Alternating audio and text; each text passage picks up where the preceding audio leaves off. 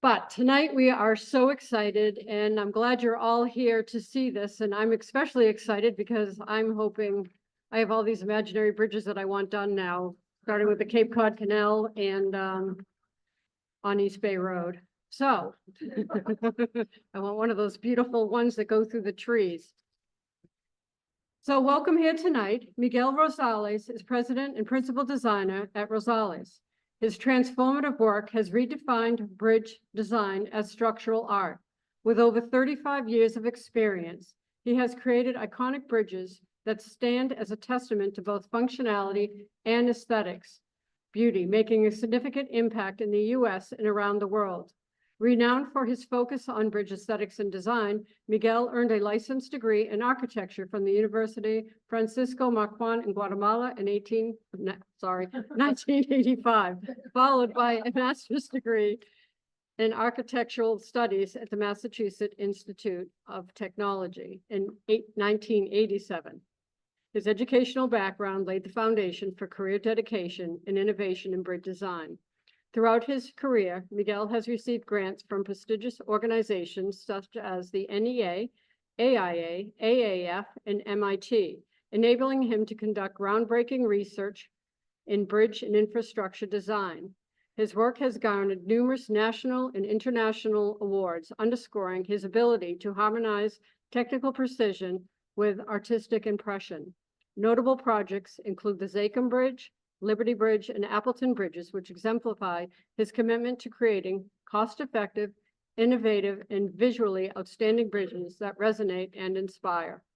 In his book, Bridges as Structural Art, he showcases 25 of his transformative bridges, each a source of pride for their communities, in which they have been built and celebrated of the art of bridge design. Through these structures, Miguel has not only influenced architectural and engineering practices globally, but has also fostered a deeper appreciation for the role of bridges in our urban landscape. So without further ado, please let me welcome Miguel to present his. Thank you.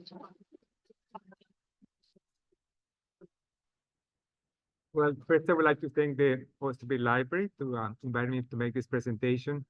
As I mentioned before, the book took about 3 years to be completed, mainly because I was still working. I'm still working. I'm quite busy with my career, but also because the bridges were in so many different locations, and it was difficult to go back after 25 years and then find, the new photography and how to organize it. So it was kind of a labor of love, and it really showcases my career from the beginning to the end. As it was mentioned, I was born in Guatemala, and I came here in 1987 to get a degree in architecture at MIT. And then after that time, I started to become interested in bridges because I was hired to work at the Central Artery Project, which was a very important project in the city. And they were going to cross the Charles River with a bridge. And when I started to work on the project, the bridge was very controversial. And we had to basically do a complete redesign of the structure. And that inspired me to continue in that kind of field. And there had not been many bridge architects, before that time. And I felt it was a missing link, because either the bridges were very much related to functionality and engineering, but not really related to the urban design or aesthetics or to create a new image for the place. So I thought that would be a good career and something that I could dedicate my life to do. And, many years have passed.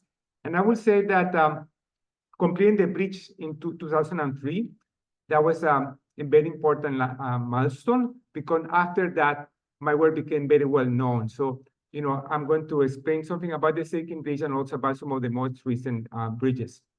There are 4 principles that we always follow.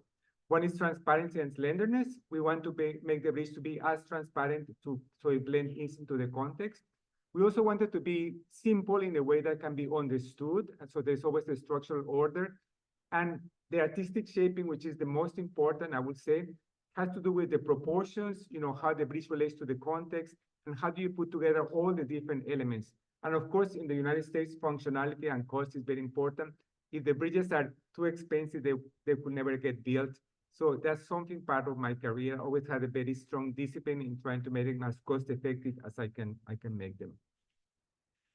This is some an example of some of the bridges we have done all across the United States and some abroad. And today I'm going to talk about two bridges that are vehicular in nature. Actually, one includes the second bridge, and the one is the Longfellow Bridge. The Longfellow Bridge is not a new bridge, but I was lucky to be hired to be the architect for the restoration of that structure. And I would say that those two bridges are the most important bridges in terms of imagery for the city. If you look at Boston and you think about structure, you also think about the second bridge as being a contemporary icon of the city, and then Longfellow has been a part of the history of the city. And I was lucky, to work on both of those structures. And here are some of the images of those projects. And then we've done a lot of pedestrian bridges.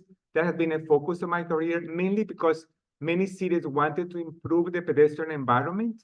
And the cost of these bridges is much lower than the cost of the vehicular bridges. I would say they cost about 1/10. So you can do, many more of those structures, and also they take less time. A large bridge like the second bridge probably would take between 15 to 20 years from the beginning to end. A pedestrian bridge is less, probably 5 to 6 years. So that makes them, more popular, and they can be as creative as a vehicular bridge. And here I'm going to talk to you about the Appleton Bridge, which is a new bridge that was opened, I think, 6 years ago, that connects my neighborhood in Beacon Hill to the river. And it's an important connection, on the Esplanade and on the Charles River. Let's see some of the images of the pedestrian bridges. And all of these bridges are in the book. So you would like to learn more about the structures, that's available. I have worked all over the US, but a lot of my projects are in Boston. I've been lucky to work very much in Boston. I think right now we have planned and designed 12 of them, and of which 7 are finished. Which is quite unusual for somebody from Guatemala to come to Boston and build so many bridges, in a location like that. Especially because Boston has been very famous for bridges for a very, very long time because of the Charles River. There was always an interest in bridge design there, from maybe 150 years ago, and that has probably been a focus of the city because of the river. And there are 5 types of bridges. Where you can develop many different variations of them. Of course, we have a cable stay bridge like the second bridge. That one is distinctive because it has cables that are straight, and the way that it's built is very functional because you can build it in pieces. So it's quite effective to cross long spans, and it has become very popular, that type of bridge. And then we have arches like the historic arch like Longfellow, which is a steel arch, or the Appleton Bridge, which is a contemporary arch. Both the same material, they are done in steel, and a lot of arches became very popular because of the steel material, that was very much used here in the United States. So the second bridge was completed in 2003, so it's almost, we coming to the 25-year anniversary, which is quite amazing to me that, so much time has passed. I never imagined that the bridge will become so popular and so iconic in the city. I thought it was going to be special, but I didn't know it was going to really create kind of movement in the city. And it really created a new image that Boston did not have. It's a very wide structure, so it was a challenge to make it aesthetic because it has 10 lanes of traffic, and it's the interstate. So that was quite complicated to build because we could never demolish the existing interstate until this one was finished, so the cars could be moved, from one place to the other. The towers are about 300 feet tall, and they can be seen from many different viewpoints along the area. Basically, since it was built, many new high-rises have been built around the area, and now you have to pay extra to see the bridge. I mean, if you're in a condominium, they actually, those are the most popular views, and many new buildings have been built and continue to be built, actually, on both sides of the river. So it really created a new impetus to repair and improve the whole area along the river. I started to work on that project in 1989, and the project finished in 2003. So, almost 15 years to work on the entire project. The bridge was decided about in 1994, but there was still a lot of permits that need to be approved, and then we had to find the funding. So the construction didn't start until 97, and that's the time where I started my company. So that was auspicious that, the time that the second bridge construction started, then I started the company at the same time.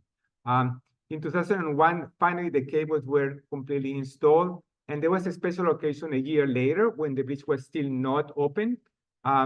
They allowed people to walk on the structure, which is quite unique, and people still remember that. It was Mother's Day and was a cold day, but many thousands of people came to walk the structure.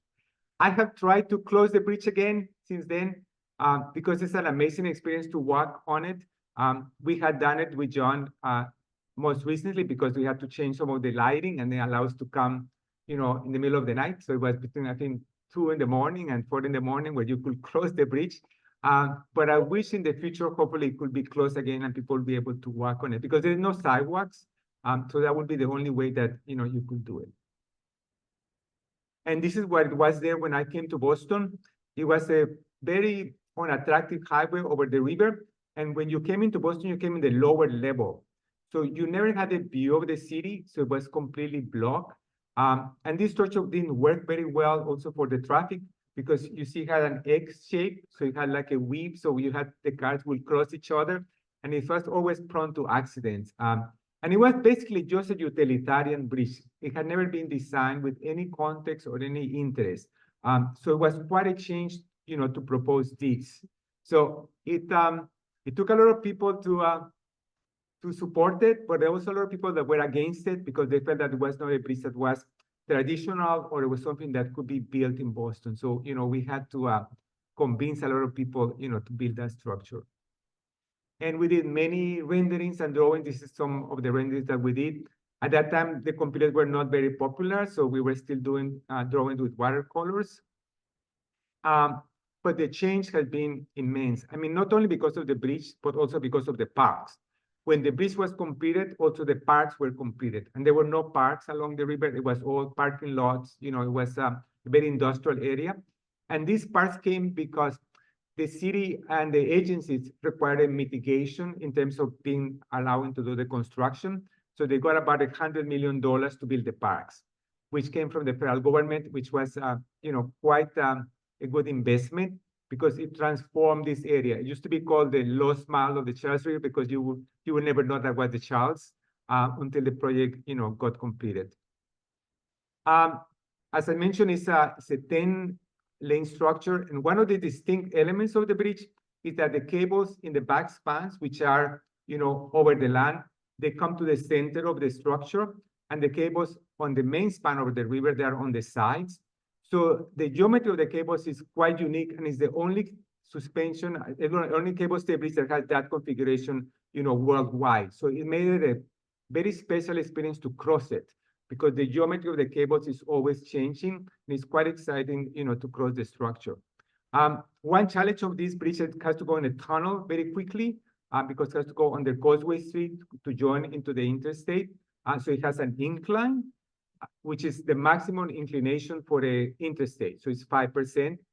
And we felt like, the cable would make it look more stable because you are kind of like suspending the structure. I tried other type of structures, but I felt the cable stay was the best, and we stayed with that one, from the beginning, which actually was great that the vision could get realized. We also did many models. We still have one of the models at my house because I felt like at that time, it was important to have a physical element that you could see it and appreciate it. Nowadays, not many models are built anymore because everything's not by computer. But I miss the models. I think it creates a very good connection between the person and the structure, and you can see it from many viewpoints. So, when a client wants to do a model, we always encourage them to do that. You can see here the construction. We're almost going to come to the end where the two sides of the bridge will be connected. The way that this bridge was built, they built the two towers first, and then they started to do cable by cable. And there were pieces of steel that were brought in a barge, raised to the point where the bridge is, then you connect the cables. And then after the whole system is finished, then you have to calibrate all of the cables again. So, it's quite an involved component. You can see the existing bridge in the back. And the last cable, which is actually the thickest cable, it's about 1 foot in diameter, is about 30 inches from the structure, from the existing bridge. So it's very tight. So, and we could not stop the traffic, as you can imagine. So until this one was completely finished, the other one had to stay in place. So that, creates a lot of complications in the construction. One of the important elements of this structure is that it has a cantilever, and the 10 lanes are not between the two towers. That's important because it creates a better proportion in terms of the scale and how elegant the structure is. Also, the upper part of the tower is not necessary for structure, but I felt it was important to have it more, taller, and also try to find a symbol of Boston. So we took the Bunker Hill Monument, which you can see from there, and use a similar shape to the top of the tower. And that was very important to do because it brought the bridge toward the history of Boston, and a lot of people started to accept the structure after that. So that was intentional. Here's some of the views, from the streets, from below, from the side. I think it's a very photogenic structure, so there's nothing really have a bad view. Wherever you see it, it's always an attractive structure, and quite special because we're the first of its kind, in New England. There never been anything like that. Just some of the details. You don't realize, but when you're on the bridge, there are some bridge openings where you can allow to see the sky. There's some light that comes through the deck, which was important because it's very, very wide. And the environmental agencies were worried that the fish were not going to swim from the harbor to the river because it was a very dark area, for the 10 lanes. So we did these openings, but now when you're in a boat, you can see up and then you can see the tower. The cables was very important to express how it's connected. That was an important detail. And of course, the tower, as you can see here, is not flat because I wanted to make it look as slender as possible. So, has an angle to it. So if you look at it in the morning, one side is darker than the other, and that allows it to look, even more slender. And of course, at night is, very dramatic. It's a very important element. Some of the lights now a little bit faded. I think the system has to be changed because this was done, over 20 years ago. I will say that it would be nice for the 25-year anniversary to have a new lighting system. So I'm going to propose to do that. We have improved the lighting at least once, but the technology keeps changing. And I think that, really nice to, improve it a little bit more. But it's quite a surprise when you come in the tunnel and you've never seen it, and then you see the whole structure right out the tunnel. So I think that's a very exciting crossing when you get to that point. And of course, when you cross it in the other direction. Let me talk to you about the Longfellow. The Longfellow Bridge was built in 1906. And again, it was a very controversial structure because it was going to be the first high bridge over the Charles. Before that, all of the bridges were bascule bridges or swing bridges, so they were always low. And it was decided that because we wanted to improve the circulation between Cambridge and Boston, that it was going to be high. So there was a lot of interest. Once you have a high bridge of that caliber, what the appearance will be. And there was, a lot of studies, and people went to study different bridges in Europe. And this is a very European structure in some way because it has aesthetics and functionality, combined.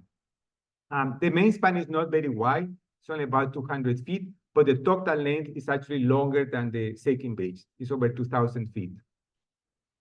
This project has started to work in 2003 and finished in 2018. So again, it took 15 years from the time that I started to work on the bridge until it was completed.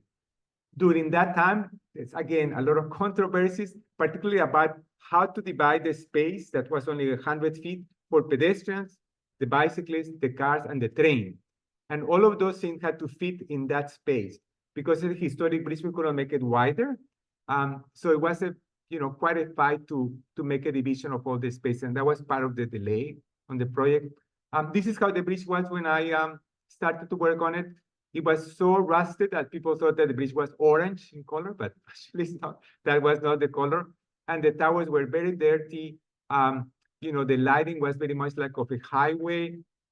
There were a lot of weeds growing on the sidewalk. The sidewalk was very narrow. So it took a lot of effort to bring it back. And also very expensive. I mean, it cost over $300 million, to restore the whole structure. So it would have been much cheaper to build a new one, but this one is, quite a landmark, and people really wanted to protect it and, and enhance it. This is how it looks now. We also did the pedestrian bridge, which is next to it. And I think the whole area is much better integrated. Now the bridges connect to each other. Before, the stairs of the Longfellow would go to nowhere. They were like these traffic islands, but now the circulation is improved. So you actually can go from one side to the other much more easily. And of course, the pedestrians and bicyclists have much better facilities.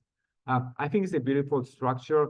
As you can see, the arches become bigger and bigger when you get to the center of the river. And then you have these two distinct markers, which are called the salt and pepper towers, which give it a distinct character. Again, I think if those elements were not there, people would not remember the bridge as the way it is remembered. So having those components make the bridge have a different personality and give it an image that, otherwise wouldn't have it. Some of the views from it.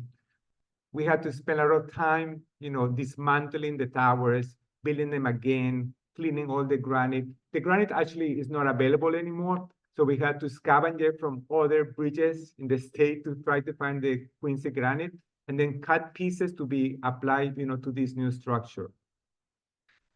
This is the configuration. The trains, of course, had to stay in place. So, they had to be moved during the construction. Most of the damage was done in the center where the trains were because a lot of the water went there. So, that area had to be completely repaired. Luckily, the arches were in very good condition because they were over-designed, 100 years ago. So actually, they're very strong. We didn't need to change the arches, which had been, quite complicated.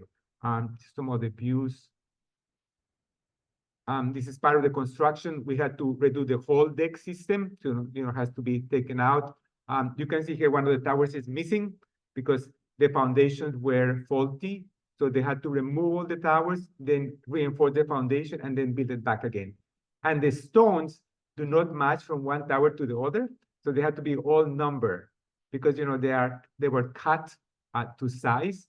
So, it was quite complicated, but very exciting. But at the end, we put it back. And you put the last, piece of the tower. That was a very exciting moment. And some other views, of the bridge from far away. I think such a beautiful structure, and Boston is very lucky to have it. Not many cities have such a beautiful bridge, in the front yard. The color was quite controversial. It's a dark gray color. We had to study colors all the way down to 100 years ago and find the prevalent color because it had been painted many different times. So that was a whole research done. The railing was supposed to be look like bronze, and that's why that color was selected. Actually, I had proposed it to make them black because I thought it would look more classic to make them black and not this color that looks like bronze. But, the agencies were very concerned because they wanted to be as respectful as possible about the history. So that's why that color was selected. And I work in all of the lighting components. Now everything is done in LED, so it's a very cost efficient and, smooth system. But the designs had to be historically appropriate. And we brought all the lighting back to the original shapes and the original design with the original drawings. So that was, quite important. I think the bridge right now looks better than at the first time that it was built. It has better lighting, better improvement, better sidewalks. So actually it has improved, over time. Here's some of the views. Actually, the lights are inspired by the old catenaries that they used to be there. It's a very similar shape. I took a historic photo and then transformed it, into a new contemporary light. And this is at night. I always like blue, so that's the color that we propose. And I think every arch is lit, so also it can change color. So it's quite a dramatic component. Also, we illuminate the inside of the towers. Now there is lighting inside, so at night you can appreciate them better. Now we come to the Appleton Bridge. This bridge was completed about the same time as the second bridge, as the Longfellow Bridge. It was part of the same project. It actually was given to the city as I would say like a bribe to let the Longfellow Bridge get built. So it was not part of the original program. It was added later. but it was needed because this is the only pedestrian bridge that has AD accessibility between the city and the river. All the other bridges are very steep and very narrow. So this bridge has become quite popular because, you know, it's the only one that is 14 feet wide. So actually it makes it quite popular. Again, 15 years it took to do. We had the selection of the bridge in 2010 and then opened in 2018. So, you know, about 8 years from the selection of the bridge to, you know, to the opening. I only did one design, and this was the design that was built, which was quite lucky. Many times I had to do 3, 5 different designs because they need to evaluate them from different viewpoints. But I think this one, it was always to be like a companion bridge to the Longfellow, but in a contemporary way. To the point that we painted the same color. Some of the details are similar, and it was named after Longfellow's wife. So that's why it's called Appleton. He used to cross from Cambridge to Boston over many years when he was trying to convince her to marry him. And he also wrote a book about, a poem about the bridge. And it was nice that the legislation in Massachusetts decided to name it after his wife, because it was a very successful marriage, and then it kind of bring them together, you know, symbolically with these two bridges. This is what was there when I started on the project. It was a, you know, quite utilitarian structure. It was very steep, you know, not very attractive, and it was very close to the Longfellow. So we pushed it away, so there would be a little more space between the historic bridge and the new structure. But it had one important element, which was this turn of the ramp, where you could always see back at the water. You know, they had a little like an overlook, and we introduced that in the new bridge. So you can still do that. You can get to the end of the bridge and then look outside and look at the two bridges, look at the waterfront. It's quite a sinuous structure. It's quite long because I had to do the accessibility ramps, but we try to make it curved so it will be more interesting for people. And then now when you walk on it, if you haven't walked recently, you should do it if you can. You're kind of walking between the trees, so it blends very well with the park. And you can see here the shape. I worked many times how to resolve the ramps and how it will work together with all the, you know, all the different ways that you cross. Also has 2 round staircases, will bring you down to the Longfellow. You can connect, you know, to other parts. And also these staircases are at like arms, you know, that will also support the structure. So actually they have a good functionality in terms of how it's supported. It's very light and, you know, quite transparent. And we did the piers in a way that they look like tree branches, and the color also blends very well with the trees. So when you're walking under the structure, it's not oppressive. And that was very important because there's probably the most important park in the city, I would say, you know, right on the river. So doing a good design, you know, was quite important to me. And you can see here the 2 arches together, one contemporary and one historic, you know, for the Longfellow. All of the pieces are well coordinated, so there is nothing that wasn't left to chance. So I studied all of the different components. There's always a similar angle, you know, from the abutments to the main arch, and there is a piece of element that is a fascia, is a steel element that goes all around the structure, which creates like a ribbon, which the light hits at, you know, when there is a sunlight, and makes it quite impressive. You can see here the fascia. This is the main arch. It's about 233 feet. So it's the record, you know, over Storrow Drive. It's a new contemporary arch compared to the old historic, and uses tubular structures. Everything is welded in the structure, so what had to be welded in place, which make it more complicated. It was difficult for the Department of Transportation to accept it because they never had a structure like this. So, you know, we had to get all of the different approvals. But it's finished, and I think, you know, it's quite successful. This is part of the construction. Because Storrow Drive is very busy, we had to install it just in one night. Yeah, so, you know, that was quite important to do because you cannot really close Storrow Drive for a long time. So it was installed in one night, and once was that done, then we had some temporary supports were added. And then once the arch was put over the highway, then you could make all of the different connections and all the different pieces. This is the bridge now. When you cross, it has very light cable system for the railings, you know, quite transparent. I think it's very interesting when you are underneath the structure. You can see here the staircases do not have any supports. So there's kind of this floating curved staircase going down. So I think they look, you know, quite elegant.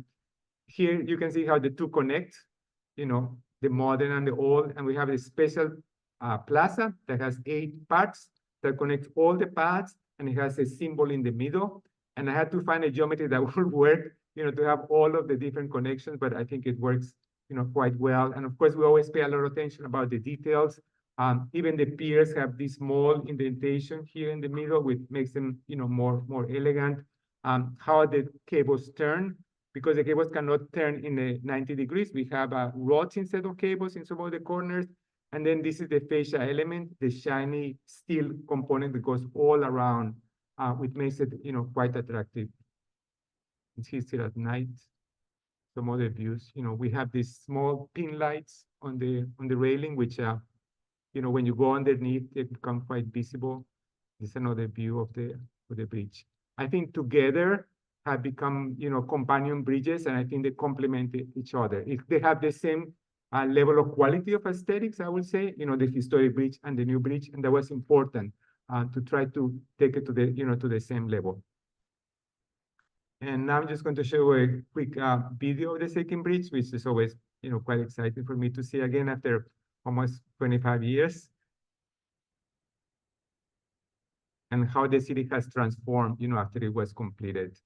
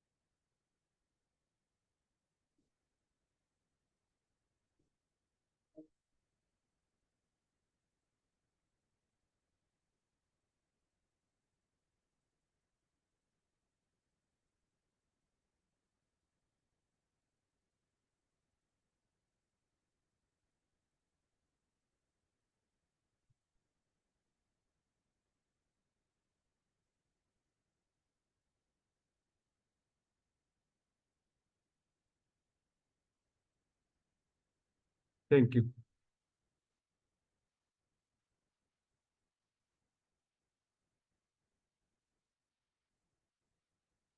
Well, if anybody has any questions, I will be happy to answer them. Yes. I noticed that there are essentially 3 bridges side by side. 2 of them are attached to the cables, and then a third one alongside. I'm just curious why that. Well, the one that is next to the second bridge is called the Lever Circle Connector Bridge, and that's a bridge that goes to Lever Circle and you know, and the Storo Drive. And that bridge, when the bridge was planned, that was supposed to be in a tunnel, and the second bridge was supposed to be left alone. But the cost had increased so much that they decided to put it on a bridge, which is not my decision. You know, I would have liked it to be in a tunnel also. But putting another tunnel under the Charles, already the project had, you know, as you know, the central project cost had increased many times what was supposed to be paid. So it was decided to do it on a bridge. I think without that bridge, it will look better, but it will be much more expensive. Again, you know, they had to, you know, to balance that decision. I think eventually, maybe in the future, you know, maybe it could still be put in a tunnel. That would be the value of the land, you know, will increase, and there would be more interest in doing that. But that's, you know, that's what the story behind that one. You designed it too, though, right? Yeah, I did a design to it to make it a simple design that will complement the other one, but it would be better without it. I mean, there's no question about it. Yes, yes. What did you say the width of the cable on the second bridge? The thickest cable is 1 foot. Biggest? Yes. Oh, much wider. No, it's 1 foot in diameter, and then they start to become less and less and less, because the last cable is the one that has the biggest load. You know, when you get closer to the center of the structure, then there is less load because you're not supporting as much. So, you know, they go, I think they vary from about 5 inches all the way to 1 foot. So each cable is not the same size because the cables are actually quite expensive. So, they have to be measured and they have to be bought to size. So, we try to do it as efficient as possible. So if you don't need the cable to be thicker, then we don't do a thicker. You make it just the right size. Any other question? Yes. Are you able to adjust those cables still? Yes, yes. But once the bridge is finished and the last adjustment has been done, you don't really need to do that. You really just need to inspect them to see if there is any corrosion or any problem with the connection. But once the whole system is working and the loads have been put in it, like the cars have started to cross, then you don't need to adjust them anymore. During construction, you have to, because as you keep adding load and more weight, you have to keep adjusting them. And then one special part of the second bridge is that the adjustment is done at the deck level, not at the top of the tower. And usually in cable set, you have something that's called the live end and the dead end. So the live end is when you do the adjustment. But I didn't want to have the adjustment at the top of the tower because that would mean the tower had to be bigger because you had to bring the equipment, to make the adjustment. So we decided to put them at the deck level, which actually works better because then the upper part of the tower is quite thin because that's the dead end of the cables. Yes. Tell me if they avoided politics of the situation. Underground or above ground? Can you give us a little insight there? Well, when you're going to do a new crossing of the Charles, there's always a controversy because people want to know how it's going to look like, what is going to be the impact to the community. So when this bridge was being planned and I started to work on the project, they had a very terrible design. They had like basically another big highway going over the Charles, and they had 19 piers in the water. So, we don't have any now because we crossed the whole river. So, of course, people were very upset. And there was a group in Cambridge that said, okay, if we want to have such a terrible bridge, let's just do a tunnel instead of the bridge. Because if you do a tunnel under the river, then there is nothing to see. You have the beautiful river going through, and there is no, there is no issue. Doing a tunnel that is, close to 14 feet length wide in that area is very, very complicated because that space already taken by a lot of train lines. You have the orange line and all the trains that go, go north.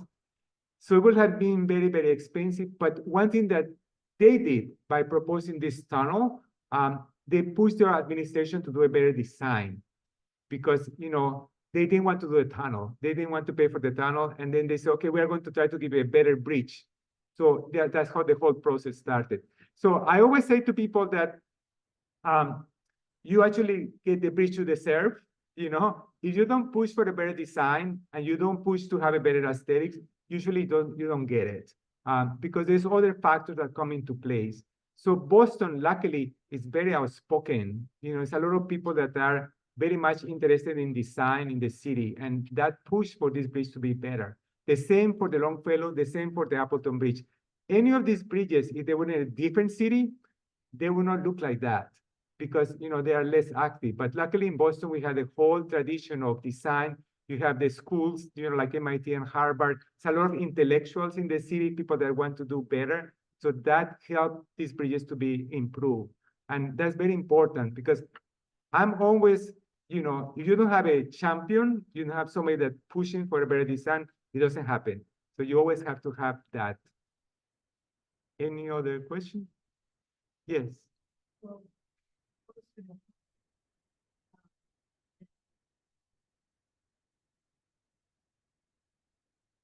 Well, the Cape Cod Canal, it's a controversial project because it's very expensive, to cross it.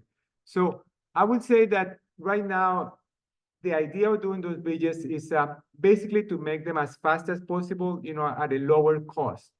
There is some interest in aesthetics, but not to the level that there was an interest in the second bridge, for example. I'm not sure what's going to happen with them. Right now they have a very simple utilitarian design, to cross it as part of the environmental impact statement. But unless they include in the requirements to have aesthetics, architecture, to spend a little bit more in the visual aspects of the bridge, it's probably not going to happen. So you will probably get quite a simple utilitarian structure. So it's really going to be up to you if you want to do a better design, because the design build contract hasn't been signed yet. The final design has not started on those bridges, but it will start soon. And unless there is a big movement to improve the aesthetics, you're probably not going to get a very unique structure, unfortunately. And it's a beautiful site, so it'd be nice to have something special for that location. But, it's billions of dollars, it's a lot of pressure. There has to be a movement in the community, to improve, that aspect of the construction and the design. Yes. You're talking about this, Aidan, but there's no pedestrian thing. I remember watching Chronicles and you hear New Bridge with the Russell Bridge. Yes. You've dedicated a lot more. Can you talk a little bit about the Russell Bridge and what you've done there? Well, the Russell Bridge, I don't know you're familiar, but that's a new bridge that's going to be between the North End and Charlestown. And it's the last bridge, before you get to Boston Harbor.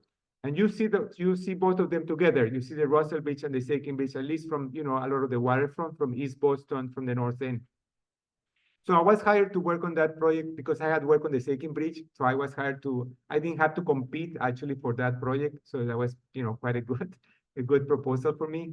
And when we started to work on that project, the center of the North Washington Street Bridge was completely barricaded because it was in very bad condition. And I don't know, you remember that there were these orange barrels in the middle of the bridge, and you cannot cross the center of the structure. You can only be on the sides. And it was in pretty bad condition. So that was like that for 15 years or so. And so people get used not to have that space, so nobody was missing that space. So what I did, I took that space and put it on the sides.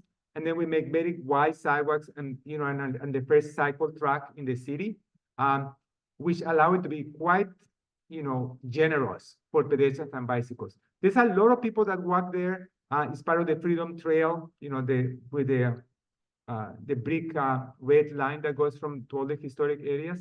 A lot of tourists cross it too. So I thought it was important to, to give a lot of space. So about 40% of the space of the bridge is dedicated for bicycles and pedestrians, which is quite unprecedented. And that was because we were lucky to have that extra space that people were not, thinking about. Actually, that bridge also has a bus lane, which is quite unique. That has a dedicated bus lane, trying to make it truly multimodal. It's almost finished. We walked it maybe a couple of weeks ago. Was very exciting for me that, I decided to put plants on the bridge, and the plants are already growing. And the wisteria is actually going up into the trellis that is the central part of the bridge. So it'll be very fun to see how the plants grow and how the whole structure, comes to life in the next few years. Luckily, the city and the state decided to put irrigation. So we have irrigation on the bridge. So hopefully the plants, will do well. But it's an experiment. We'll have to see, how they adapt. It's a tough environment right there on the harbor. But I think it has potential, but it should be fully open. I would say by at least the spring. There is also a path that goes underneath that's already open. We improved that so you can go from one side to the other under the bridge. That there used to be one there, but it was too low, and it was getting flooding because the harbor has increased. The water level has continued to increase, so that's that makes it better.